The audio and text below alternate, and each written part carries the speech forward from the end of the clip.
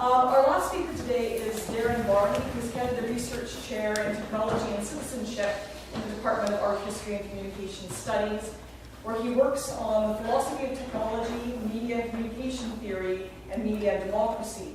He's the author of 3 books, including the award-winning 2000 Prometheus Wired, The Hope for Democracy in the Age of Network Technology, and is the recipient of a number of prizes and awards for his work, as well as for his outstanding contribution to Canadian intellectual life. So it's a pleasure to introduce Darin. It's a pleasure to be introduced like that. So, thank you so much for organizing. This has been a tremendously enriching series of encounters. I hope you contribute a little bit to that today. I suppose I'm going to talk less about why what we do matters. I think deep in our hearts we know why what we do matters, and it's been eloquently expressed by colleagues today and in the other sessions. I think I'm going to talk a little bit more about what I think is happening to us and why it matters. And in a way, provide maybe a provocative counterpoint to Alex's presentation. Alex did such a good job of persuading us that a good portion of the fault is in ourselves, but I think there's a bit of fault to be attributed to our stars. And so I'm going to be talking a little bit about that. And we'll see. Although I think there's as many points of agreement between us as there are points of disagreement. So about 15 years ago, in the fall of 1989, I was a teaching assistant running conference sessions for a course in the history of political thought at Simon Fraser University in Barney, BC. And there was a young woman in one of my sections who almost never showed up to class. She was, I think, too busy trying to become the president of the Student Society, which she failed to do on account of having been found to have violated several of the society's rules around electoral campaigning. When she did show up to class, it was mostly to say ideological and quite nasty things. And I can't really, I was thinking about it the other day, I can't really now remember if she passed the course, but I know that she did not graduate. And last month, in her current position as Premier of British Columbia, this woman, whose name is Christy Clark, made this promise. She said, "We're going to engage." Now that's interesting already, because engage, is a military word. We engage the enemy. We're going to engage with post-secondary institutions about what kinds of programs they are providing and ensure they are connected to the needs of the private sector. And this followed her government's speech from the throne, which signaled an intention to re-engineer education to address the problem of students taking degrees that do not lead directly to employment, a situation that she went on to describe as, quote-unquote, a significant human loss. Now, it should not be surprising that she would adopt this position, given that her own post-secondary experience, a failed political science degree, seems to have qualified her perfectly for the job she is now. Premier Clark does us all a great service by speaking frankly. But she's not alone. In Florida, a blue ribbon panel recently recommended that the state reduce tuition and increase public subsidy for so-called high-skill, high-wage, high-demand bachelor's degree programs in strategic areas, while leaving non-strategic programs to cover their own costs through higher tuition. Commending this idea, Florida Governor Rick Scott said, "If I'm going to take money from a citizen to put into education, and I'm going to take that money to create jobs, is it a vital interest of the state to have more anthropologists? I don't think so." And just so our friends in anthropology don't feel singled out, here's Governor Patrick McCrory of North Carolina. If you want to take gender studies, that's fine. Go to a private school and take it. But I don't want to subsidize that if it's not going to get some job. So this question of jobs, right, that's come up already several times, is clearly a very serious one. Humanities professors with tenured positions at elite universities are in no position to look down their noses at the need for a decent job, or the expectation that gainful employment will follow completion of a university think that reading the great books can sustain someone who doesn't have the benefit of a living wage, then we have probably never been poor or hungry, or at least not for very long. We need to remind ourselves, I think, that we're not just talking about McGill's of the world here. Right? We're also talking about all those places where lower and working class people fork over tuition that they can't afford in hopes of at least being able to land a job that will allow them to pay it all back when they're done. This is not to suggest that turning the university into a machine for filling cubicles is the best way for us to service those people and their hopes. It's to remind ourselves not to be so quick to dismiss the reality of things we ourselves rarely have to worry about, at least until we have children or graduate students of our own. Still, all this talk by politicians about connecting education to jobs is meant, I think, to sugarcoat a truth that only Premier Clark was honest enough to speak. That higher education must be re-engineered to meet the needs of the private sector. What are the needs of the private sector? Well, the private sector, to the extent that what it really is all those very successful CEOs and fund managers and capitalists with humanities degrees that Alex talked about. The private sector exists to derive and accumulate private benefit from the common. And for this, it needs technologies and it needs human labor. In the case of British Columbia, the private sector needs an infrastructure to extract, process, and export liquefied natural gas. And it needs engineers and other skilled workers to deliver natural gas. That air. A philosophy major, right, like Nietzsche, being able to smell the entrails of a failed soul, right, to learn how to handle the stench of a sour gas flare, she would have to take a different course of study. The thing about the private sector's needs is that the private sector does not really want to pay to satisfy them. What makes the private sector private is its ability to privatize the benefits of its industry.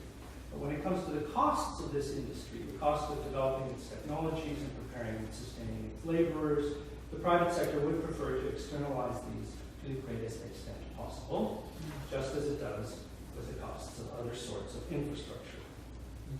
The private sector needs benefits to be privatized and costs to be socialized.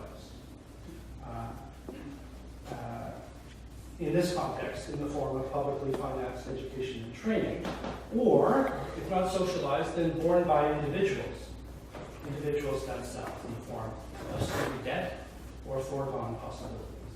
Now, of course, one way for the private sector to make sure educational infrastructure meets its needs would be to pay for it, and thereby to own it and manage it. And as we know, this is happening as well, especially in the growing private funding of scientific research. New York Times on the weekend described massive private investment in the United States in scientific research over the past several years. But when it comes to the more mundane matter of preparing the workforce to meet its needs, this is a cost that the private sector would prefer to externalize, and it's one that the state form we currently inhabit seems prepared to socialize on its behalf, at least to a certain degree. The configuration of mass education to meet the needs of capitalists is not something that can be spoken out loud very often. And this is why state representatives of industry more typically invoke the imperative to provide jobs for learners when seeking to justify this ongoing structural adjustment. Now, as I said before, in a democratic society that is beset with inequality and personal debt, securing the prospect of gainful employment after graduation cannot simply be dismissed as irrelevant to what we do. But what I want to suggest is that the problem is not that people are overly concerned about jobs. The problem is that this is not what the re-engineering of education is actually about. It's making sure that most people have meaningful, healthy, decently remunerated, and secure employment upon finishing their education was really the goal, then our sights would be turned elsewhere than the university. The reason that graduates cannot find decently paying jobs with pensions and benefits and job security and good training and professional development is because the private sector does not want to provide these sorts of jobs. And over the last 30 or 40 years, capitalists have succeeded in relieving themselves of the obligations to provide them as a cost of extracting private benefit from the commons. And liberal democratic states no longer impose conditions that might compel them to do so. Which, of course, explains how it is that the humanities are actually to blame for all of this. I mean, really? Is this what they expect us to believe? That the reason bright, hard-working kids can't get a decent job is because they wasted their time getting an English degree? That it has nothing to do with the structural characteristics of the contemporary capitalist economy? Do they really expect us to believe that the reason people fail to achieve economic security is because they made the fateful and irresponsible choice at 18 years of age to take all those film studies elective? I mean, if you were really concerned about making sure that people find decent employment after graduating from university, what would you do first? Scrap the creative writing program? No, as absurd as it sounds, this is exactly how the table has been set for the university in general and for the humanities in particular. It's as if the entire pathology of the neoliberal economy has been laid at the feet of the university, and both the state and capital have stood back to say, there, you deal with it. And the result of this, I think, has been twofold. First, the ongoing re-engineering of post-secondary education to meet the needs of capital has produced a range of conditions that together comprise what goes by the name of the crisis of the humanities. The cutting of funds to humanities teaching programs, the amalgamation and elimination of programs deemed expendable, reconfiguration of curricula and programs in response to administrative pressure and incentives, reduction of research funds for humanities research, or in what amounts to the same, the misrepresentation and proportion of humanities research in order to attract what funds there are. And last, but very, very far from least, the conversion of the humanities professor from a tenured collegian to an overworked, underpaid, contingent, and precarious workforce, whose PhDs are no longer a ticket to the academy, but instead what Marc Bousquet has provocatively called the academy's waste product. Second, the perpetual announcement of a crisis in the humanities sets a scene against which the moral drama of neoliberalism unfolds. In this drama, the power of capital and state magically disappear, and responsibility for the economic conditions under which people live is assigned to the choices made by individuals themselves. This includes especially choices about what sort of education to pursue, for it's through the calculated choice about whether and what to study that individuals first assume responsibility for a future they nevertheless do not control. Whether they choose to study the humanities or not, what is important is that in making a choice, they are assuming responsibility for whatever happens to them as a result. This formation of the self-responsible subject who either chooses a business degree because of the crisis of the humanities or who chooses an art history degree despite it is arguably more valuable to capital structurally over the long term than a steady stream of trained-up engineers. And it establishes the real subjective value of the crisis. And in this sense, I would say that the crisis of the humanities has a kind of performative character. It produces the condition it names by the mere fact of its utterance.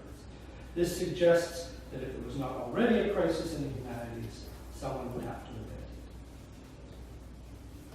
All of this is merely to express what has become commonplace, and that is that in the current moment, the university's independence from the needs of capital has diminished dramatically. That the state has facilitated rather than impeded that assimilation, and that the humanities have not fared well under this arrangement.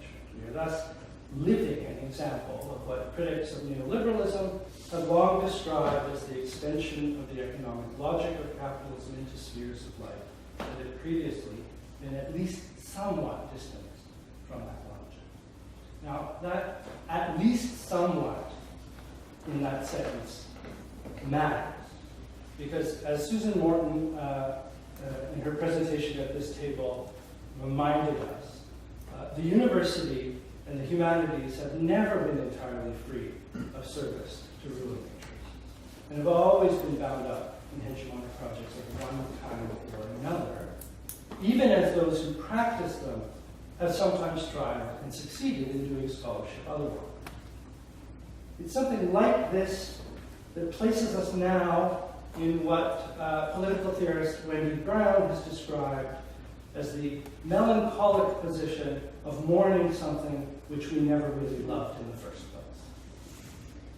Brown was referring to the institutions of liberal democratic government, which, though far from perfectly inclusive or just, nevertheless represented principles that held them somewhat in tension with the principles of an unbridled capitalist market, providing what she described as a modest ethical gap between economy and polity, a gap that could sometimes be exploited for progressive, if not radical purposes. This is probably, I think, how most of us feel about the humanities, despite their history as a delivery mechanism for hegemonic projects of nation building, colonialism, for humanisms that have existed, humanisms that have institutionalized white and masculine, heterosexist violence and privilege. Despite all that, the humanities have existed at least somewhat in tension with the logic of capital and have marked a modest ethical gap between that logic and the university. That gap is now closing, and we are feeling what it might be like to lose it altogether, which leaves us in the tremendously unsatisfying position of mourning the loss of the humanities as, to quote Brown, quoting Gayatri Spivak, one of those things we cannot not want. Now, to be sure, mourning is political work. But it's only once the mourning is done that other sorts of political work can begin. What's happening to the humanities is a political matter, and it calls, I think, for a political response in the very strict sense of politics as an organized, disruptive, sustained, collective, and material intervention that opens the possibility of something new, something whose shape and outcome cannot be guaranteed in advance. Politics of this sort is demanding in two senses. It makes a demand, and it demands a great deal of those who enact it. Its condition of possibility is that those who undertake it must be willing to lose what they already have, with no certainty that what they will end up with will be better. Some have little to lose, and it's them who will lead. Those who are most secure in their comforts are the least likely to make the wager. It's not clear to me that many of us among the tenured professoriate, myself included, are prepared for this. Whatever our convictions, our investment in that which we cannot not want is perhaps too great. This is what it means to be discouraged. But that's too dark a place on which to end, or in which to end. After all, the gap is closing, but it's not closed. Every day on this campus, and across hundreds of others, students and faculty members and precarious academic workers carry out their practices in a manner that keeps that gap open. Like Luke Skywalker and Princess Leia stuck in a trash compactor on the Death Star, they refuse to be discouraged. And they place their minds and bodies between the collapsing walls amidst all the crap and all the garbage, and they keep that gap open. It's a small battle, but they win it, and they live to fight another day. Eventually, they destroy the Death Star, and they begin again. But first, they have to keep that gap open. This is my theory of the micropolitics of the Star Wars trash compactor as applied to the crisis of humanity. And it encourages me. Thank you.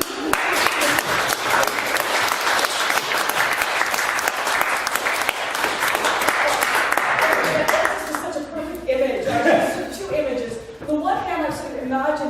series is kind of, sort of killing the Death Star. But I think a better image for what we're doing is kind of keeping the gap open, actually, is to sort of strut things, that little crack that lets the light come in, I think is important. I think, the papers today especially have been a wonderful demonstration of what really, I think is important in this discussion is hearing different perspectives. Standing, I think, from the perspective that Darin has left us with, looking from a political position, from outside, even further than we've been doing, has been very helpful, just opening up the discussion. But all of the different points of views have been useful. One thing I was interested too that Darin brought up well is that one thing we haven't, I've deliberately been kind of trying to stay away from, but other people haven't been using it too much, is the phrase crisis in humanities. And it's partly I've been staying away from it because it's used so much, but also used to mean very different things. Because in some cases it's being used to say that there's a crisis in humanities and no one's taking classes. In the others, it's which isn't true, because, in others it's a crisis in humanities because humanities graduates aren't getting jobs, which also isn't true. But I'm interested in sort of Darin positioning, sort of the manufacturing of the crisis of the humanities as a kind of sort of deflection away of what the real problem is, of really absorbing our focus and thinking about it, and trying to grapple with what is not really the problem, the symptom. Yeah. I think that the point I was trying to make about that, about the manufacturing of the crisis, the reproduction of the crisis, the kind of restaging of the crisis and what purpose that serves, is that it really does set the scene for this fateful choice. That's what's really so important, I think. Again, obviously I presented this from the perspective of one kind of line of critical theorizing of the current arrangement of the capitalist economy. But a big theme in there is that one of the crucial things that makes it all work is that individuals have to start to bear the responsibilities that the state and corporations have vacated themselves from. And so in order for that to happen, you have to produce subjects who are prepared to take responsibility for themselves and for what happens. I think that this idea of the crisis of the humanities, and this idea that what you're doing at these moments when you're like 18 years old or younger, when you're choosing which stream to go into, is that you're like choosing a future for which you are now responsible, and that you're doing it knowing that there are certain paths that are not the paths that are going to lead to productive, etc., even when none of that's necessarily true. Or is it Alex, sort of statistics about the CEO? But it's that setup that's the crucial subjective moment, and it's that, I think, what this crisis of humanity serves more than anything, is to stage that subjective moment, which I think is crucial to the contemporary culture of the economy that we live in. Thank you so much for essentially everything you said in that talk. I absolutely adore your Star Wars economic model.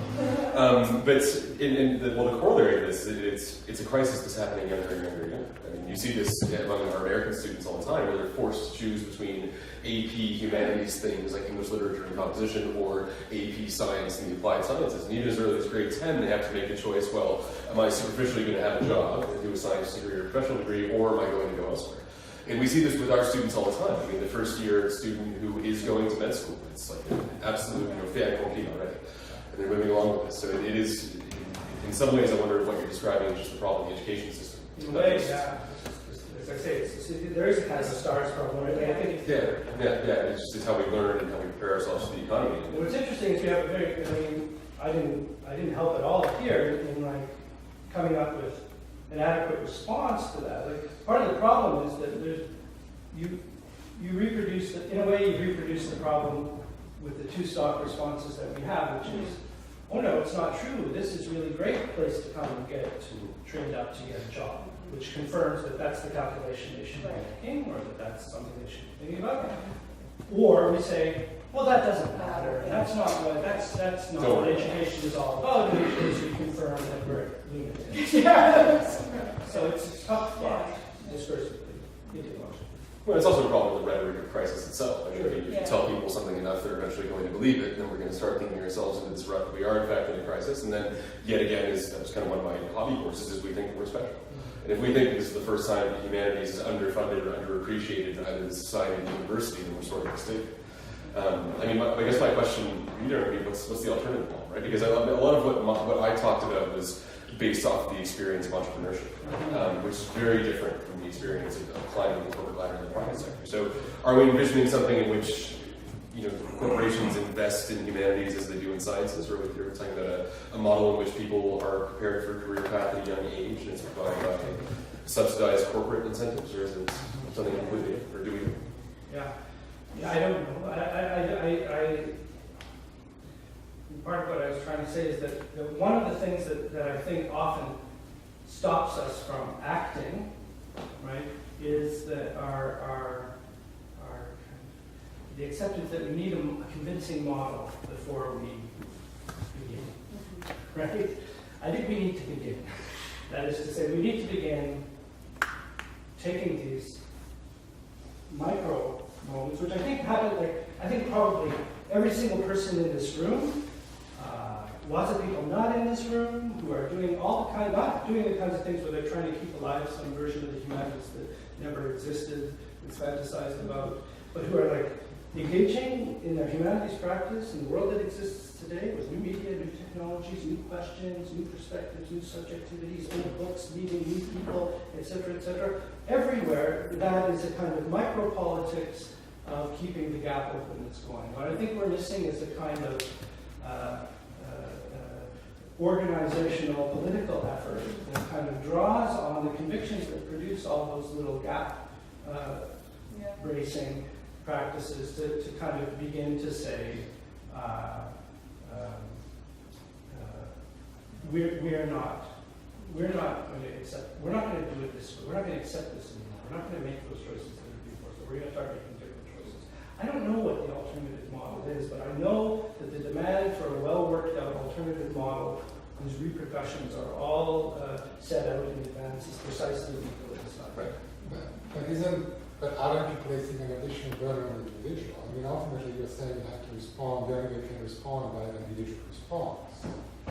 That they have to decide, you have to kind of make a political, ethical decision, but that is another burden on the individual subjectivity that you're placing and plays into, in some sense, the idea that the individual can ultimately go against what you described as overwhelming systemic structural forces that seem to, yes, the gap may be closing, or maybe still there, but if that is the structural, I mean, to put it very simply, if the logic of capitalism is to close the gap will be closed. Everything else being equal, it may take a little longer, a little later, but it's not that, and the only hope that you offer is really a personal struggle. Well, maybe the problem, I see two things. One of them is the issue of the individual. And that's one of the things that I'm really seeing what you're saying, because I actually also worked in the corporate world doing copy writing for marketing. My condolences. To pay for my graduate school. But, one of the things that struck, I'm not sure that when we talk about cutthroats, that is really that different from academia. But what I think is different is the issue of, at least from somebody who's now working in the United States, the issue of teamwork. There is certainly in the corporate world, in my experience, there was much stronger emphasis on working in groups. There's also not an option.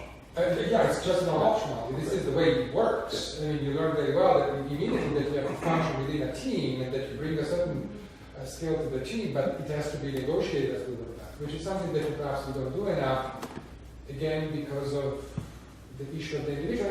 I think we have to address also the way in which we perpetuate this idea of heroic individuality in some ways. I remember I talked many years ago about Hayden White about this kind of humanist heroic individual. And so, but it's very, we are going to the very roots of, in a way, in which we have been trained. I find it very hard to talk to my students about these things. I mean, I can talk about them, but then at the end of the day, what do I ask them? To hand in a paper. I mean, so how do if you really want to go against this kind of logic, one of the questions is, can this be done within the university as currently conceived? Is the university a hospitable place to this process of trying to redefine the education?